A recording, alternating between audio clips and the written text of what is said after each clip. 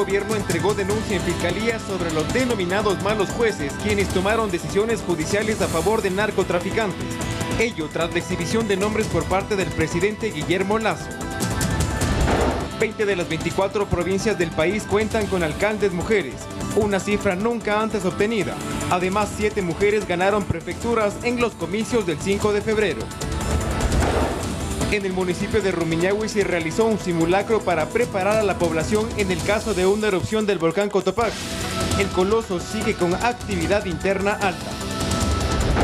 En lo internacional, el número de muertos en Turquía supera las 12.000 víctimas, mientras continúan las tareas de rescate para encontrar a supervivientes entre los escombros. En los deportes, Ecuador se juega un partido crucial ante Venezuela en la cuarta fecha del hexagonal final del Sudamericano Sub-20.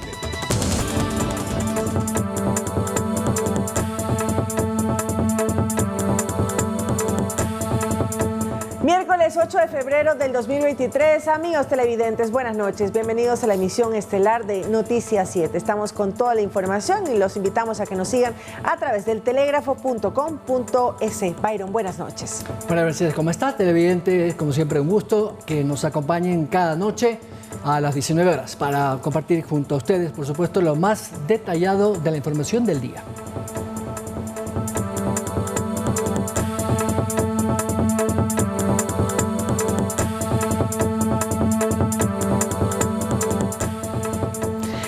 Nacional formalizó la denuncia en fiscalía contra 6 jueces quienes tomaron decisiones en favor de narcotraficantes y otro tipo de delincuentes. El secretario de Seguridad Pública, Diego Ordóñez, anticipó que este sería el primer bloque de denuncias a magistrados cuestionados.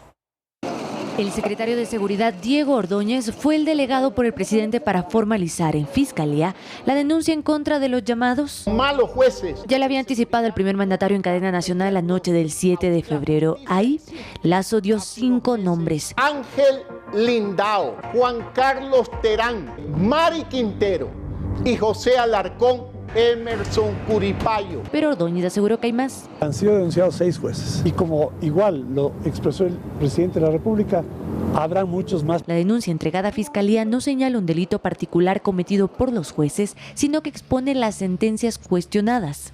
En una serie de casos en donde se dejan libres delincuentes, asesinos, violadores, personas vinculadas al tráfico de estupefacientes, tráfico de armas. La Fiscalía, casi simultáneamente de la denuncia puesta, publicó un comunicado en el que informó que ha emitido al menos 20 quejas en contra de funcionarios judiciales ante el Consejo de la Judicatura y que se han abierto 43 investigaciones previas por presunta corrupción. Ordóñez también presentó en el Consejo de la Judicatura una queja para que se inicien sumarios administrativos a los jueces señalados por el gobierno. Carolina Basante, Noticias 7. A propósito de esto, el Consejo de la Judicatura dará trámite a la denuncia del presidente de la República sobre el accionar de algunos presuntos malos jueces. Por su parte, el titular de la Corte Nacional de Justicia, Iván Sequicela, pidió no generalizar porque también existen jueces de los buenos.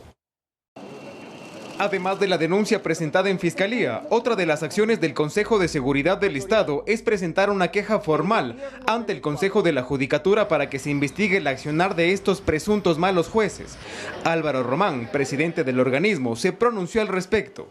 Tenemos que actuar conforme al debido proceso y en esa manera dar trámite a las denuncias de los jueces que fueron nombrados. Sin embargo, señaló que la mayoría de jueces son honestos y que las declaraciones del primer mandatario serían a título personal. Y el señor presidente podrá tener su opinión como ciudadano y como presidente de la República, pero nosotros como órgano y función judicial tenemos nuestras propias normas para poder realizar las actividades de control judicial. Una vez presentada la denuncia, la Judicatura evaluará si ésta cumple o no con los requisitos de admisibilidad. El contenido de la denuncia es pidiendo que los jueces de cada una de las jurisdicciones, serían las cortes provinciales, tienen que calificar la infracción gravísima de error inexcusable, negligencia manifiesta o de dolo. Entonces, bajo ese aspecto tienen 10 días más o menos para resolver. Román recalca que varios de los jueces mencionados ya fueron suspendidos, como Mari Quintero y José Alarcón de Manta, mientras que Ángel Lindao ya fue destituido. De su parte, el presidente de la Corte Nacional de Justicia, Iván Sequicela, Varela está de acuerdo en investigar a estos presuntos malos jueces, pero pide no generalizar. Son casos particulares que se investiguen. Yo espero más bien que el Consejo de la Judicatura haga su trabajo y le diga al país si actuaron incorrectamente o si actuaron apegados al derecho. Que la Corte Nacional de Justicia ha declarado 21 presuntas irregularidades de magistrados. En estos casos, el Consejo de la Judicatura instala el respectivo sumario administrativo y determina si existe sanción o no. Edison Saavedra, Noticias 7. Según la Asociación de Magistrados y Jueces del Ecuador, las acusaciones del presidente de la República no comprometen al 95% de los jueces que, según ellos, sí cumplen con sus funciones. Para un ex magistrado, los problemas recaen en los fiscales que no sustentan bien sus causas. Según el ex fiscal del Guayas y magistrado de la Corte Constitucional, en el pasado, el problema no solo radica en la mala aplicación del Código Penal por parte de los jueces, sino que muchos fiscales no argumentan con pruebas ni sustentan las acusaciones en la indagación previa. El juez debe ser convencido de que esa persona no es inocente y debe ser condenada o ser llamada a juicio. Si el juez no ve que hay esos elementos suficientes, el juez tiene que absolver, tiene que sobreseer. O sea, no es el hermano de la película, es el garantista. Por ello, dice Gagliardo, el problema no son necesariamente los jueces, porque además, antes, el antiguo código, el juez investigaba y emitía su propio criterio, algo que le restaba neutralidad. Los fiscales tienen la obligación de investigar. El mejor fiscal no es el que más acusa, sino que el que mejor investiga. Los fiscales deben investigar bien para que cuando lleven un caso ante el juez y acusen, sea tan sólido y consistente que rara vez un juez se atreva a no hacerle caso. Concuerda algo el vocero de la Asociación de Magistrados y Jueces del Ecuador, Cristian Quito, que además es juez de Manta. Somos aproximadamente 2.000 jueces en el Ecuador quienes cumplimos actividades jurisdiccionales. Eso sí, dice, no pone las manos en el fuego por todos los jueces y cree que se debe investigar a los magistrados cuyos fallos carezcan de un sustento jurídico. Aproximadamente somos 2.000 jueces y se ha nombrado 2, 3, 5 jueces, como usted lo manifiesta, y no corresponde ni siquiera al 1% de la actividad jurisdiccional o los jueces que cumplen actividades y funciones y diferentes roles en el país. La Asociación Ecuatoriana de Jueces no respalda ni tampoco justifica alguna irregularidad que pueda existir o detectarse en la actividad judicial. Hay 800.000 juicios que se ingresan anualmente al sistema. Byron Galarza, Noticias 7. Seguidores del cabecilla de los choneros, Junior Roldán, exigieron su liberación. Ello a causa de que una jueza de Guayaquil emitió ya una boleta de excarcelación que aún no se ejecuta por irregularidades aparentes en el proceso. En buses desde el Cantón El Triunfo a 1 hora de Guayaquil, llegó un grupo de simpatizantes del cabecilla de los choneros, alias JR, para solicitar su excarcelación.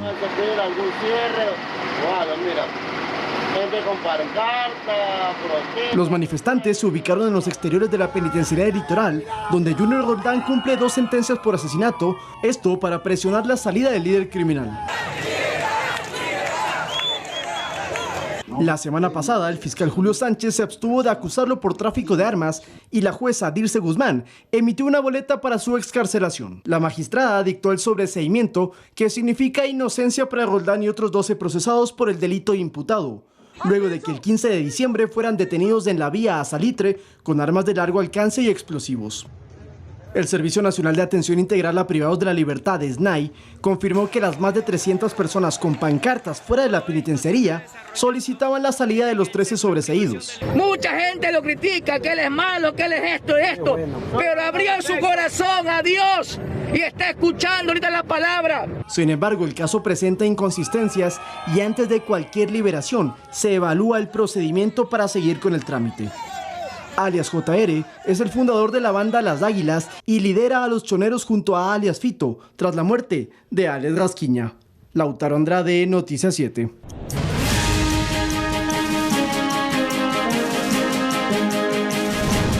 En 20 de las 24 provincias del país, las mujeres alcanzaron un cargo en alcaldía. Su participación aumentó respecto de las últimas elecciones. Sin embargo, analistas consultados mencionan que aún falta trabajo para alcanzar un equilibrio en la paridad de género en la política ecuatoriana. pese a que continúa el escrutinio de actas con inconsistencias. Los datos preliminares del Consejo Nacional Electoral revelan que las mujeres alcanzaron cargos en las alcaldías de 20 provincias del país. En total son 38 alcaldesas de 196 cantones que son las virtuales ganadoras, pues aún faltan por conocer los resultados de 25 cantones más. Sin embargo, la designación de cargos se duplicó respecto a las pasadas elecciones de 2019, donde solo 18 mujeres alcanzaron una alcaldía. Y tenemos la posibilidad histórica que en ciudades en el Ecuador tengan alcaldesas mujeres por primera vez en la historia democrática del país. Entonces, es un hecho, es una realidad y es una transformación que también venimos empujando desde los movimientos de mujeres y feministas, no ahora, sino este es el resultado de años de trabajo. El Código de la Democracia señala que hasta 2025 debería existir una igualdad de hombres y mujeres en instituciones como la Asamblea Nacional, las alcaldías y consejos. La abogada Jimena Ron explica que el avance es lento. Las mujeres tienen menos del 20% de los puestos de poder o de los puestos de tomas de decisiones. Entonces es un proceso y es un proceso que en el país también ha costado. Mientras en las dignidades de las prefecturas, 7 mujeres llegaron al cargo, 3 más que en 2019. Las provincias que serán lideradas por una mujer son Cotopaxi, Esmeraldas, Zamora Chinchipe, Orellana, Santo Domingo de los Sáchilas, Guayas y Pichincha. Estas 2 últimas son las que mayor población tienen. Tanto para la activista feminista Tamara Hidrogo como para la doctora Ron, se debe apuntar a crear representatividad política. Tener mujeres en el poder político, en el poder público, es ya disputar narrativas. Y es disputar también narrativas de que estas mujeres en su ejercicio político demuestran las capacidades. Y el segundo reto importante es que las mujeres trabajen entre sus funciones también en una agenda que promueva una igualdad real. Olga Velasco, Noticias 7. Otro tema preocupante, además, la concejal electa por el Cantón Olmedo, esto es en la provincia de Manabí, Samantha Calero, está desaparecida, según reportaron sus familiares. Alrededor de las 4 de la mañana de este miércoles, hombres habrían ingresado a su domicilio y se la habrían llevado junto a su esposo Wilter Borja. El jefe político del cantón denunció el extravío. Los indicios para sospechar de un secuestro se basan en los daños de la puerta de la finca en la que residían en el cantón 24 de Mayo y el relato de sus trabajadores. Calero, quien se encuentra embarazada, ganó una curul para el Consejo Municipal de Olmedo. La mujer se candidatizó por el Partido Sociedad Patriótica, movimiento que obtuvo el tercer lugar en los comicios del pasado febrero.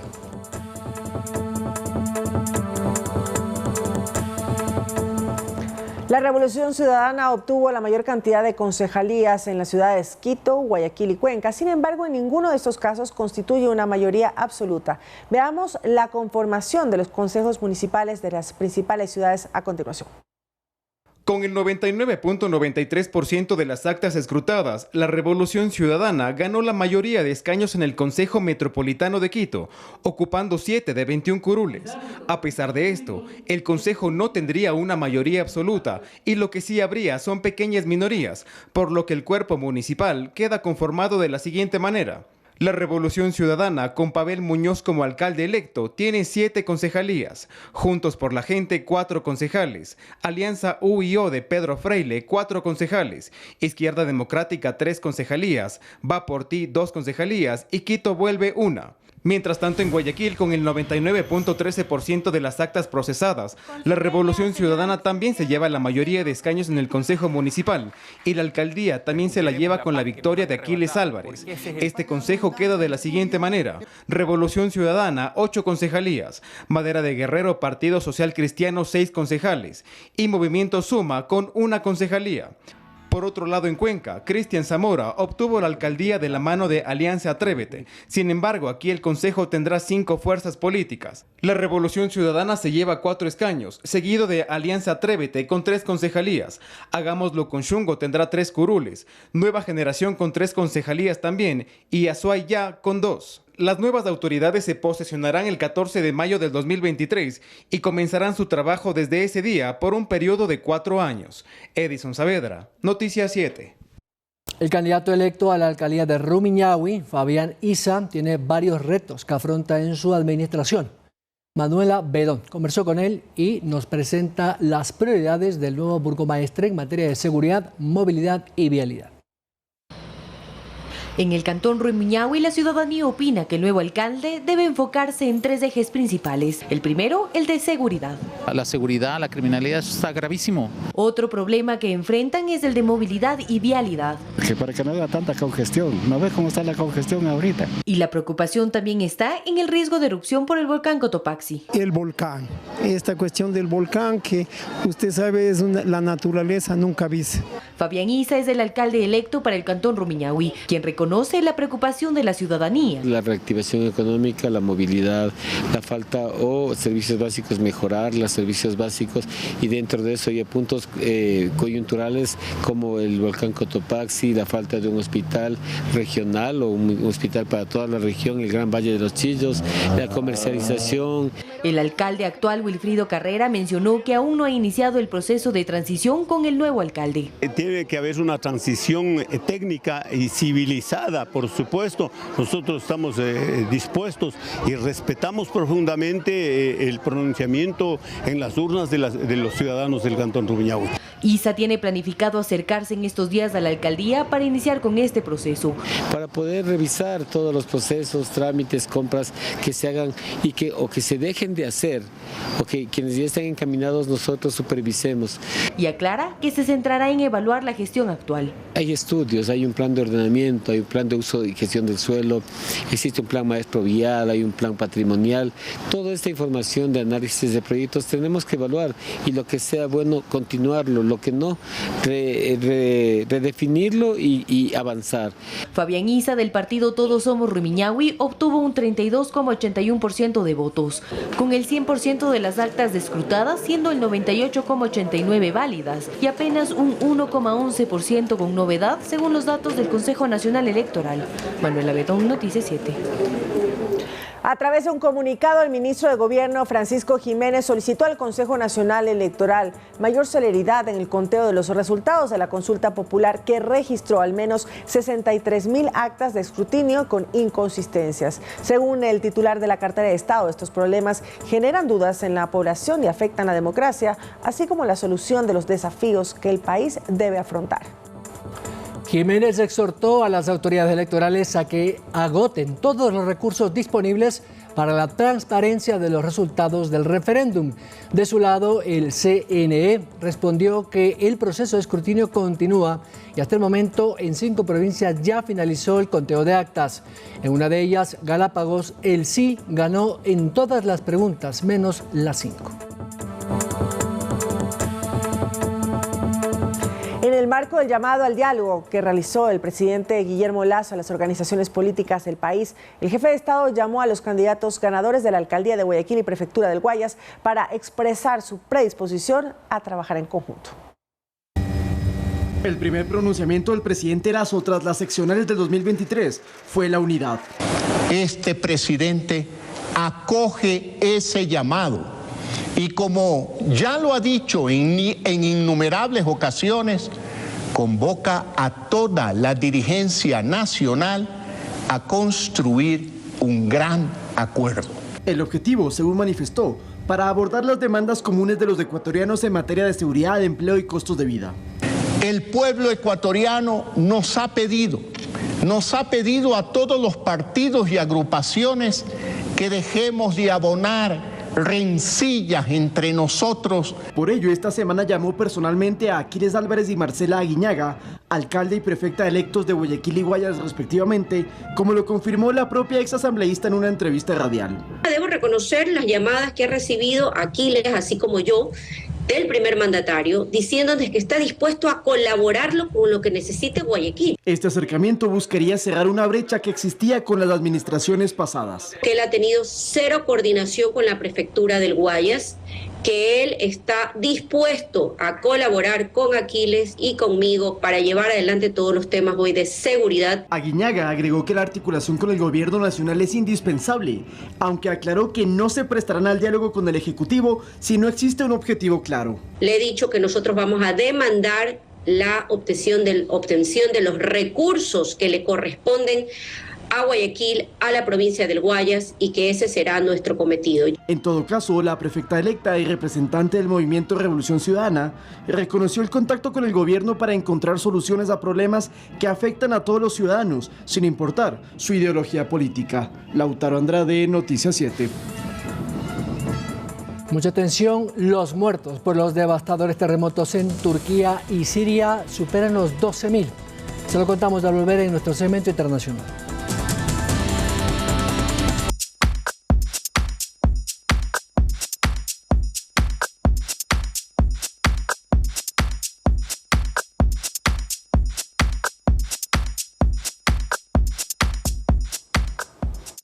Amigos televidentes, ¿cómo están? Un fuerte abrazo para todos. En pocos minutos los acompaño con información deportiva. Hay muchas novedades. Les cuento que el Nacional está ganando 3-0 en Bolivia, el Nacional de Potosí, así que ojo con ese detalle.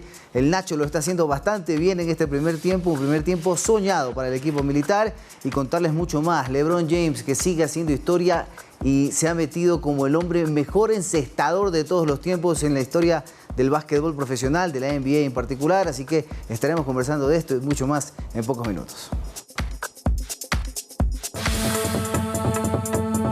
.1 Loja 90.5 y Pública FM. Este jueves serán posesionados los vocales suplentes del Consejo de Participación Ciudadana. La decisión se da luego de 8 días de un ultimátum judicial dado por la Asamblea Nacional a fin de que se viabilice la nueva integración del organismo tras la destitución de sus 7 miembros por parte de la Corte Constitucional. A las 4 de la tarde de este 9 de febrero está convocado el Pleno de la Asamblea con un solo punto en la agenda: la posesión de los vocales del Consejo de Participación Ciudadana, que ya va 15 días en acefalía. 4 los que deberíamos posesionar mañana en la sesión de la tarde. Graciela Mora, está también Carlos Figueroa, Alan Molestina y Teddy Tama. Estos consejeros estarían en sus funciones hasta el próximo 14 de mayo, cuando asuman los nuevos miembros del organismo elegidos en las elecciones seccionales. Que hagan los concursos, llamen a concursos de las autoridades que están ahí prorrogadas. Eso tiene que hacer este nuevo consejo y después pues continuar los que se posesionen. La gran incógnita es si asistirán a la sesión de posesión o no. Una última vez, en otras ocasiones ya al señor Figueroa, por ejemplo, al señor Molestina se les ha convocado. Ellos enviaron oportunamente misivas en las que decían que no podían asistir. Habría que ver mañana si es que se presentan o no. Esta posesión se da luego de que el pasado 23 de enero la Corte Constitucional destituyera a las autoridades de ese organismo por desacatar una sentencia que les obligaba a designar a un nuevo presidente para el Consejo de la Judicatura. En el Consejo de Participación hay 6 procesos de selección represados. Carolina Basante, Noticias 7. El exsecretario de Anticorrupción, Luis Verde Soto, compareció ante la comisión ocasional que investiga una presunta trama de corrupción en empresas públicas denominada Caso Encuentro. Allí Verde Soto dio detalles del informe que presentó antes de su salida y dijo que no se hallaron indicios de que Danilo Carrera, cuñado del presidente, tuviese algún tipo de implicación en el supuesto delito. En cambio, sobre el exgerente de las empresas públicas, Hernán Luque, y el operador Rubén Cherres, sí habría vinculaciones. El exfuncionario aclaró que su investigación giró en torno a una hipótesis, es decir, no son afirmaciones, sino pistas para que las autoridades de control continúen el proceso.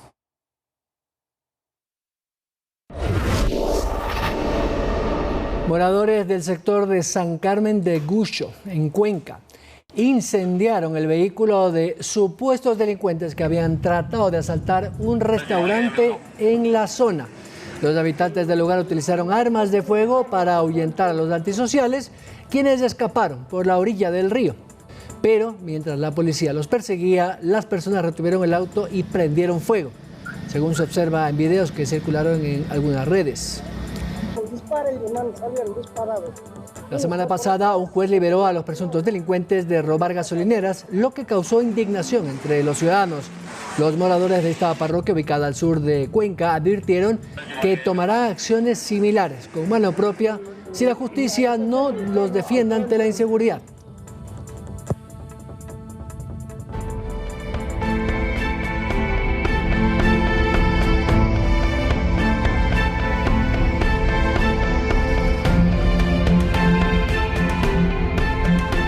atención amigos, la Embajada de Turquía en Quito pide a los ecuatorianos su solidaridad con los damnificados del terremoto. A continuación les contamos los insumos que se necesitan tanto para los adultos como para los niños. El último balance es de 9.057 muertos y al menos 49.000 heridos. Los rescatistas trabajan con temperaturas gélidas de hasta 6 grados bajo cero. Entre tanto, se buscan a nuevos supervivientes. La embajadora Bashak Yashin nos recibió en su despacho y nos cuenta el dramático escenario que vive el sureste de su país. Cerca de 700 terremotos han afectado a 10 ciudades en el este y sureste de Turquía. Por ello, dice, se necesita sobre todo ropa de invierno, frazadas para adultos y niños, ya que el invierno y las bajas temperaturas afectan a los sobrevivientes. Llamamos a nuestra embajada, que envió mensajes de solidaridad, y preguntan cómo pueden ayudar. Al inicio no concretamos ninguna ayuda. Ahora nuestras necesidades más urgentes son ropa de invierno para adultos y niños. Agradece las muestras de apoyo del gobierno ecuatoriano y en especial del pueblo, de los ciudadanos que se han solidarizado con las víctimas. Las necesidades son tan grandes y urgentes. Queremos movilizar a las personas rápidamente. Si usted quiere colaborar con los afectados del terremoto, entregar sus donaciones en la calle Portugal E1233 y Francisco Casanagua esquina, entre las avenidas 6 de diciembre y Eloy Alfaro, desde las 8 de la mañana a las 2 horas, o depositar su contribución en dinero efectivo en la cuenta única de la Embajada a nombre de República de Turquía o Donación Terremoto. El número es 2209 30 48 19. En Quito, Byron Galarza, Noticias 7. Siria es uno de los países también afectados por el terremoto, pero el que menos ayuda humanitaria recibe por la guerra civil que atraviesa. Recogimos el testimonio de un exiliado sirio en Quito que nos relata el drama en su nación. En Siria la cifra es de 3.500 muertos y unos 4.900 heridos, aunque las autoridades creen que esto podría subir conforme pasan las horas. Las provincias noroccidentales de Idlib y Alepo, fronterizas con Turquía, por ejemplo, concentran el mayor número de víctimas, unos 3.000 fallecidos y por encima de los 2.600 heridos, según el último balance ofrecido por los rescatistas de ese país. Abdul Rahman es un sirio que emigró al Ecuador hace 8 años y actualmente vive en Quito, donde tiene una cafetería de comida siria. Él nos cuenta lo difícil de sus paisanos en el norte del país, precisamente en la frontera con Turquía, donde hay una destrucción masiva, asegura. Hay más de 130 edificios en Idlib, en esa ciudad, se cayó en el piso. Y también hay 5 ciudades en Siria, con Alepo, Hama, se llama, son el centro. Latakia, pero el especial en la costa se llama Jebli. Murió mucha gente. Muchos de sus amigos han muerto y lo más terrible, dicen, es que la ayuda se concentra solo en Turquía y no en Siria, que tiene más problemas porque además atraviesa una guerra civil por más de 11 años. Lo más grave, acota, es que no hay equipos técnicos ni tampoco profesionales lo suficientemente capacitados para asumir este reto, sobre todo de buscar bajo los escombros. Muchos de ellos se hacen a mano.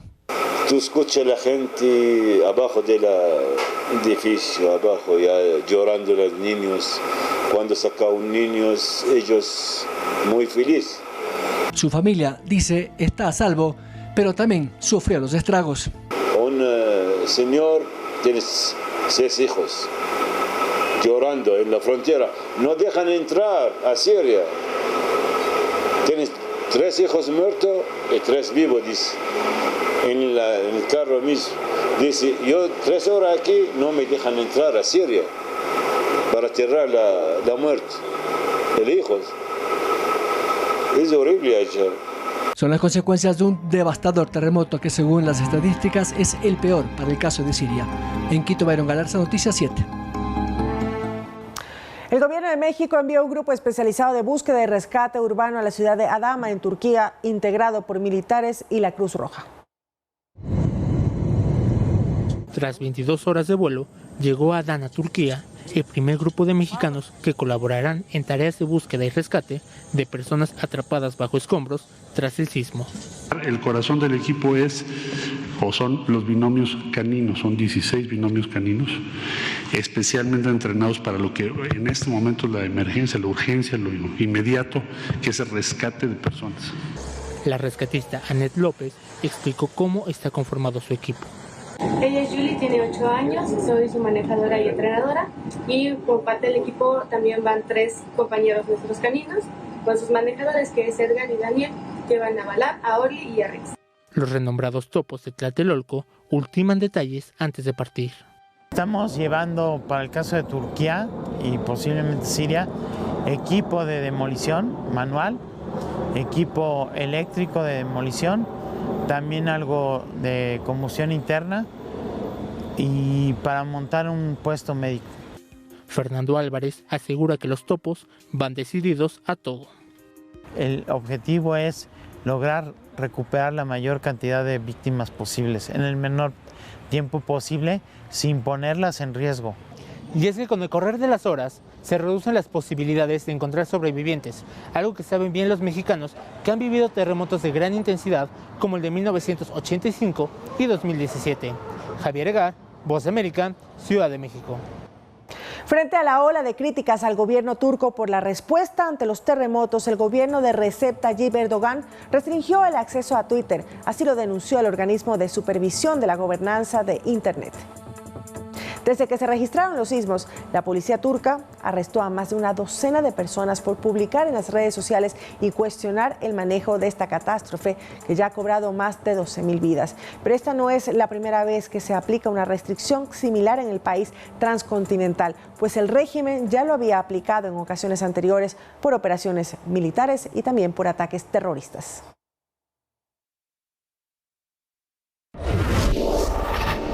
Volvemos a los temas locales. El municipio de Rumiñahui realizó un simulacro en 3 instituciones educativas que podrían estar afectadas o verse afectadas por una eventual erupción del volcán Cotopaxi. Los niños recibieron capacitación de cómo actuar en caso de emergencia. Vamos a hacerle para que se ubica, pero ya no voy a decir la ubicación. A ver, me doy. Que quiero estar ahí para que me vea y me presentas que yo trabajo en este, porque necesitamos que le sale una con las gafas. Chiquititos. Es que esto va a ser. No queremos más. Vamos a una breve pausa, pero al regresar les queremos adelantar que en deportes, por ejemplo, estará la noticia de que LeBron James volvió a reescribir la historia de la NBA al superar la marca que en su momento creyó ser imbatible por parte del máximo anotador del baloncesto norteamericano. Se lo contamos al volver en deportes.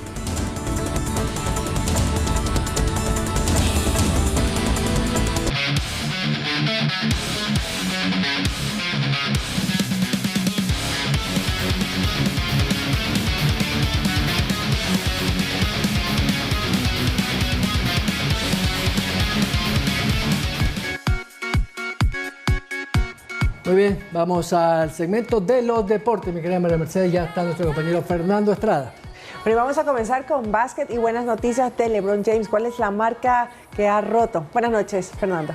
¿Qué tal, María Mercedes? ¿Cómo estás? Un fuerte abrazo para ti, para Byron, para todos los que están acompañándonos a esta hora con información deportiva. Acá en Deportes 7 les vamos a contar algunas novedades muy importantes. Y lo decía María Mercedes, la verdad es que es todo un acontecimiento lo que ha pasado con LeBron James. El hombre que logró batir todos los récords a la hora de encestar. Sí, el hombre de Los Ángeles Lakers se convirtió en el máximo anotador. Chicago Bulls en su momento también jugó en los Washington Wizards. Bueno, el hombre sumó 32.292 puntos en su carrera. Sin duda alguna, para muchos Michael Jordan sigue siendo el mejor. Quizás porque gustó su estilo, lo que él provocó en el básquetbol a nivel mundial, lo que dejó como herencia, incluso la cantidad de dinero que sigue haciendo. Por cierto, Jordan alrededor de su marca, también con una marca muy reconocida, la del Visto, la que todos conocen como la del Visto, pues recordarán que es la marca deportiva que ha hecho mucho dinero también de la mano de Michael Jordan. Así que ahí está, LeBron James, el hombre histórico de la NBA, jugó para los Miami Heat, jugó para los Cleveland Cavaliers y actualmente lo hace en 2 etapas distintas en Los Ángeles Lakers. Vamos a seguir revisando información, en este caso lo hacemos pues con la tragedia que ha ocurrido en Turquía, porque hay que repasar que algunos futbolistas de esos, Christian Atsu, el hombre del Hayat Sport de Turquía, que en principio se había dicho pues que fue rescatado con vida de los escombros y en realidad continúa desaparecido. Se ha declarado, según Volkan Demirel, en este caso el entrenador del club, de que al parecer se trató de un error de identidad. No era el jugador la persona que se había rescatado, pues en principio se dijo que era él, pero cuando fueron a verlo al hospital no lo encontraron, explicó incluso el médico del equipo, quien aseguró que tampoco Taner Sabut, que es el director deportivo del Hatayspor en este caso, también lo indicaba. Atsu, de 31 años, jugó en el Málaga, en el Oporto, en el Newcastle y el Chelsea, por nombrar algunos equipos de su carrera, sobre todo pues, en el fútbol europeo, y en su más reciente partido, que fue el domingo pasado, horas antes del terremoto, marcó el gol de la victoria para su equipo. Una pena, no se encuentra todavía este jugador, o a otro que ya se lo encontró, les cuento, pero desgraciadamente se encontró su cuerpo sin vida, así que seguimos muy pendientes de lo que pasa en Turquía, de esta desgracia y de la cantidad de, lógicamente, fallecidos que termina arrojando esta tragedia. Vamos a cambiar de tema, vamos a hablar del Mundial de Clubes, de cosas más quizás alegres que seguramente muchos quieren ver,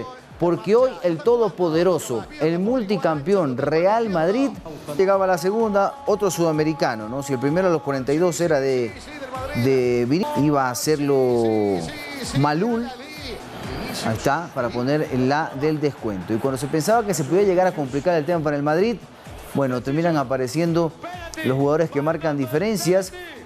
Zinedine Zidane cuando dirigió el cuadro merengue y ahora vuelve a hacerlo, aparece al cambio y termina marcando la última del partido para la victoria merengue. Vamos a hablar del sub-20 porque todos estamos pendientes de lo que pueda hacer la selección el día de mañana. Ecuador, lo decíamos ayer que les contábamos un poquito más del tema, es que Ecuador tiene por delante el reto de ganar los 2 partidos del camino. Venezuela se quedaría con 1 punto y en la última fecha Ecuador tiene que enfrentar a Paraguay, que también tiene 1 punto, y veremos cómo le va en esta fecha. Byron no le tiene mucha fe, dice, a la selección dirigida por Jimmy Brand, que ha recibido muchas críticas con respecto a su nivel futbolístico, y yo comparto en que se nota, se evidencia que al equipo le falta trabajo. Ecuador más se fija un poco en hacer ciertas cosas con individualidades que en la cancha logran marcar diferencias, pero no las suficientes como para pensar en que Ecuador pueda ser protagonista. Lo cierto es que son 4 cupos y Ecuador podría llegar a ganar ese 4º cupo, y por eso es por el que va a pelear el equipo de Jimmy Brand. Acá están los partidos de Ecuador en el hexagonal final. Primero caímos con Brasil 3-1, recordemos, en la fecha 1. Después nos tocó con Uruguay, caímos también 1-0. Y en este caso, bajo el mismo resultado, caímos ante Colombia. Uno podría pensar que en el marcador 1-0 ante los uruguayos y colombianos, Ecuador hizo una presentación muy buena, o de repente fue un partido disputado. La verdad es que, al menos con Uruguay, las diferencias se vieron marcadas, más allá de que Ecuador no recibió más goles, con Brasil ni hablar.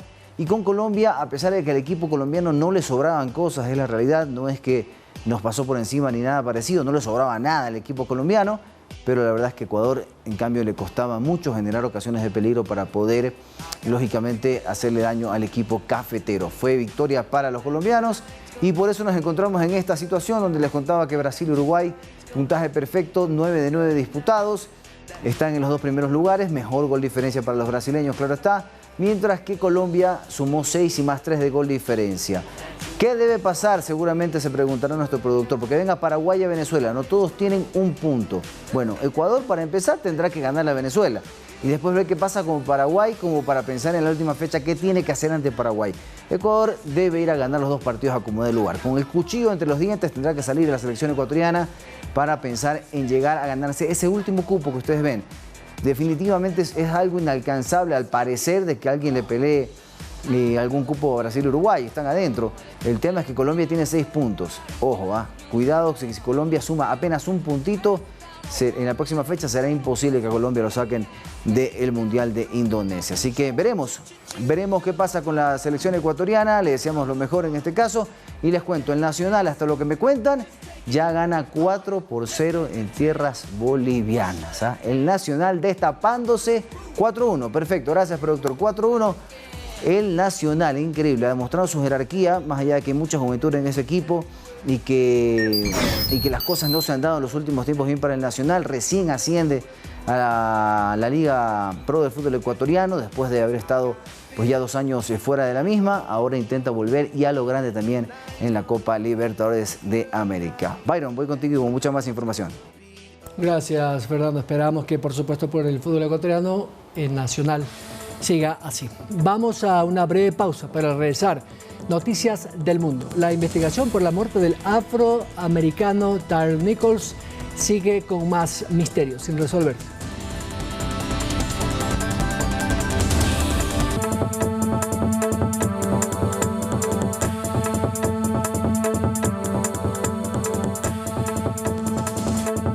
Síguenos en nuestras redes sociales, Facebook, Instagram y Twitter.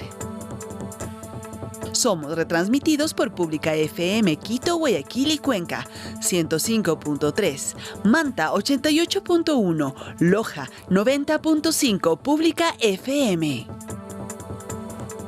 El municipio de Rumiñahui realizó un simulacro en 3 instituciones educativas que podrían verse afectadas por una erupción del volcán Cotopaxi. Los niños recibieron capacitación de cómo actuar si la emergencia se suscitara. Buenos días, este es un ejercicio de un simulacro. Vamos a colocarnos la mascarilla, por favor, las gafas de protección. Este miércoles 8 de febrero, la alcaldía de Rumiñahui realizó un simulacro en 3 instituciones educativas que se encuentran dentro del sector de riesgo en caso de una erupción del volcán Cotopaxi.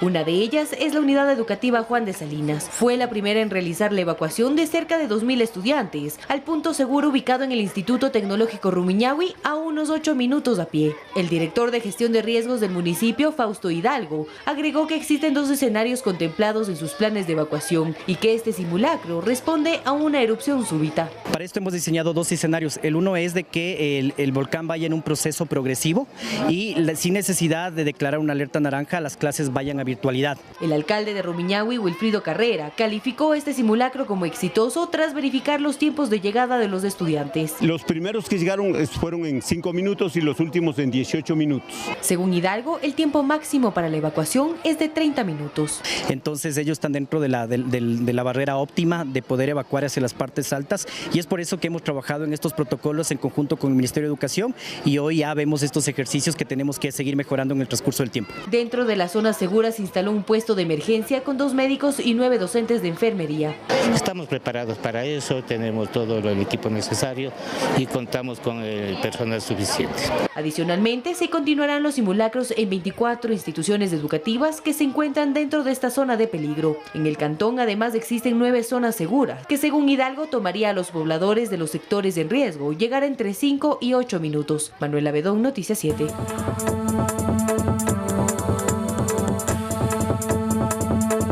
Noticias del mundo. La investigación por la muerte del afroestadounidense Tyre Nichols sigue develando muchas irregularidades más allá de la brutalidad policíaca de los agentes que lo arrestaron. El hombre fue asesinado en enero por un exceso policial. Nuevas acusaciones se levantan en el caso de la muerte de Tyre Nichols, el afrodescendiente de 36 años de edad. Luego de que varios policías de Memphis lo golpearan en enero, uno de los uniformados lo fotografió. La imagen donde se muestra a la víctima con lesiones por la golpiza y esposado fue compartida con otros policías, de acuerdo con la investigación. El lamentable hecho mantiene el debate sobre la revisión de las prácticas policiales en Estados Unidos. Lo que más me importa es aprobar el proyecto de ley de reforma policial. Se presentó hace 3 años en la vista internacional de un hombre asesinado en la calle con el nombre de George Floyd. Desde entonces hemos visto que la mala conducta de la policía ha matado a muchos estadounidenses. Hasta ahora hay 6 agentes despedidos por este caso y autoridades del Departamento de Policía de Memphis afirman que pueden ejecutarse otras medidas disciplinarias contra otros 7 oficiales más. Activistas a favor de las libertades civiles insisten en la necesidad de transparencia en esta investigación. No estamos en contra de la aplicación de la ley. Estamos en contra del terrorismo policial, en contra de la brutalidad policial. Estamos en contra de que te maten o ser golpeado por la policía sin motivo alguno. Se han levantado acusaciones penales contra 5 policías del departamento. Los agentes formaban parte de una unidad especial llamada Escorpión, división que fue disuelta luego de la golpiza y muerte de Nichols. José Pernalete, Voz de América. Ahora vamos a revisar lo más importante de las noticias del mundo en nuestro siguiente resumen. Manifestantes intentaron irrumpir en el Congreso de Colombia. Unas 500 personas pertenecientes a un sindicato de profesores trataron de ingresar a las instalaciones sin éxito para exigir mejoras en la salud al gobierno. Pero los manifestantes negaron haber intentado ingresar al inmueble y denominaron la acción como una ocupación pacífica del espacio que pretenden extender durante varios días. El gobierno izquierdista de Gustavo Petro impulsa varias reformas, una de ellas criticada fuertemente por la oposición, que pretende reducir la participación privada en los servicios de salud. Protocolo de vigilancia biológica por el brote de influenza aviar en Perú. La enfermedad ha causado la muerte de 585 lobos marinos y 55.000 aves en las últimas semanas. La muerte de aves se ha detectado en 8 áreas de la costa, mientras que los lobos marinos han sido localizados en 7. El Servicio Nacional Forestal y de Fauna Silvestre exhortó a la población a evitar cualquier tipo de contacto con dichos animales que salen o que están en las playas y zonas rocosas. Un país con mayor justicia social, con mejores salarios para los obreros y más impuestos para los multimillonarios. A eso apuntó el presidente Joe Biden ante el Congreso durante su discurso sobre el Estado de la Unión. Biden presumió de la tasa de empleo más baja en 50 años, de la caída de la inflación y de los beneficios de los enormes programas de inversiones. Sobre el derecho al aborto advirtió a los republicanos que vetará cualquier legislación que lo prohíba. En el plano internacional, el mandatario prometió seguir apoyando a Ucrania el tiempo que sea necesario.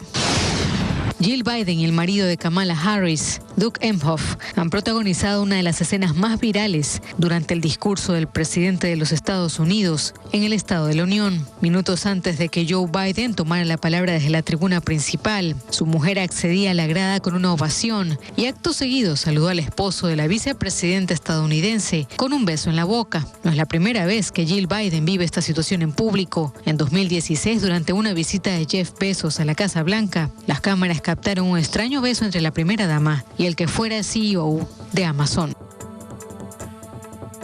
Y en la última parte de nuestro espacio informativo queremos reiterarles a todos ustedes, amigos televidentes, la invitación también para que puedan apoyar la iniciativa de la Embajada de Turquía para enviar las donaciones a todo el pueblo turco y sirio que está viviendo una gran tragedia. Así es, María Mercedes, para eso la Embajada en Quito ha puesto a disposición un número de cuenta que lo van a ver ustedes en pantalla, pero además solicita que solidariamente los ciudadanos, no solo de Quito, de cualquier parte del país, puedan entregar en la embajada en Quito, que queda en la Portugal E1233 y Francisco Casanova. Para quienes conocen Quito, eso está entre la avenida 6 de diciembre y la Eloy Alfaro, subiendo por la Portugal, al lado de un conocido restaurante de comidas argentinas.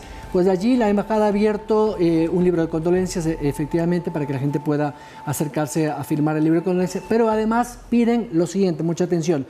Los insumos son básicamente cobijas, bufandas, gorras y guantes para niños y ancianos, sobre todo que están pasando una difícil situación por las bajas temperaturas, 5 bajo cero, porque están en pleno invierno. Están en pleno invierno. Además, los invitamos también que vayan a las redes sociales, a las cuentas oficiales de la Embajada de Turquía. Ahí está toda la información, enlaces también para que ustedes puedan direccionar estas donaciones. Esperamos la colaboración de todos. Por supuesto, ahora tenemos que ser solidarios, como el resto del mundo lo ha sido con nosotros cuando hemos tenido catástrofes similares. Vamos a presentarles una nota al respecto, también una actualización de lo que está ocurriendo, y con eso nos despedimos. Será hasta el día de mañana, amigos. Hasta luego. El último balance es de 9.057 muertos y al menos 49.000 heridos. Los rescatistas trabajan con temperaturas gélidas de hasta 6 grados bajo cero. Entre tanto, se buscan a nuevos supervivientes. La embajadora Başak Yeltsin nos recibió en su despacho y nos cuenta el dramático escenario que vive el sureste de su país. Cerca de 700 terremotos han afectado a 10 ciudades en el este y sureste de Turquía. Por ello, dice, se necesita sobre todo ropa de invierno, frazadas para adultos y niños, ya que el invierno y las bajas temperaturas afectan a los sobrevivientes. Llamamos a nuestra embajada, que envió mensajes de solidaridad, y preguntan cómo pueden ayudar. Al inicio no concretamos ninguna ayuda. Ahora nuestras necesidades más urgentes son ropa de invierno para adultos y niños. Agradece las muestras de apoyo del gobierno ecuatoriano y en especial del pueblo, de los ciudadanos que se han solidarizado con las víctimas. Las necesidades son tan grandes y urgentes. Queremos movilizar a las personas rápidamente. Si usted quiere colaborar con los afectados del terremoto, entregar sus donaciones en la calle Portugal E1233 y Francisco Casanova esquina, entre las avenidas 6 de diciembre y Eloy Alfaro, desde las 8 de la mañana a las 2 horas, o depositar su contribución en dinero efectivo en la cuenta única de la Embajada a nombre de República de Turquía o Donación Terremoto. El número es 2209 30 48 19. En Quito, Byron Galarza, Noticias 7.